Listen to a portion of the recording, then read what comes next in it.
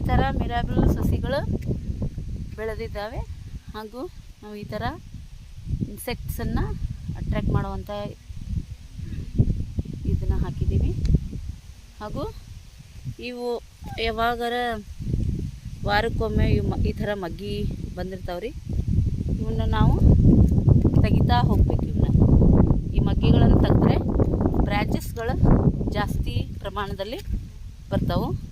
ಇವಾಗ ನಮ್ಮ ಹೆಣ್ಮಕ್ಳನ್ನ ನೀವು ಕೇಳ್ಬೋದು, ಏನು ಮಾಡಕತ್ತೀರಿ ನೀವು ಮಮತಾಜ್? ಮಗ್ಗಿ ಚಟಾತೇವ್ರಿ ಮೇಡಮ್ ರೀ. ಹಾಂ ರೀ. ಇದು ಮತ್ತೆ ಇದನ್ನ ಯಾಕೆ ಬ್ರಾಂಚ್ ತೆಗಿಯಾಕತ್ತೀರಿ? ಇದಕ್ಕೆ ಹೂ ಬರಲ್ರಿ.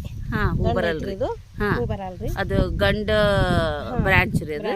ಹಾಂ, ಅದನ್ನ ತೆಗಿಯೋದ್ರಿಂದ ನಿಮ್ಗೆ ಏನಾಗ್ತೈತಿ, ಗಿಡಗಳ ಎತ್ತರಕ್ಕೆ ಹೋಗ್ತಾವು, ಆಮೇಲೆ ಬ್ರಾಂಚಸ್ ಬರ್ತಾವ್ರಿ. ಆಮೇಲೆ ಇವು ಮಗ್ಗಿಗಳನ್ನ ಏನ್ ಮಾಡ್ತೀರಿ? ಮಗ್ಗಿಗಳು ಮೇಡಮ್ ರೀ ಈಗ 1.5 ತಿಂಗಳು ಆಯ್ತು ರೀ ಸಸಿಯಾಗಿ. ಹಾಂ ರೀ. ಅದು ಚುಟ್ತಾ ಇದ್ದೇವ ಅಂತಂದ್ರೆ ಅವು ಎತ್ತರ ಆಗೋ ಸಂಬಂಧ ಮಗ್ಗಿ ಚುಟ್ತಾ ಇದ್ದೇವೆ. ಹಾಂ, ಅಂದ್ರೆ ಪಂಗ್ಲ ಬರಾಕ ಇವನ್ನೆಲ್ಲ ಮಗ್ಗಿಗಳನ್ನ ಚುಟ್ತೇವ್ರಿ. ನೀವೆಲ್ಲ ಅದನ್ನ ಚೂಡ್ತೀರಿ. ಹಾಂ ರೀ. Thank you.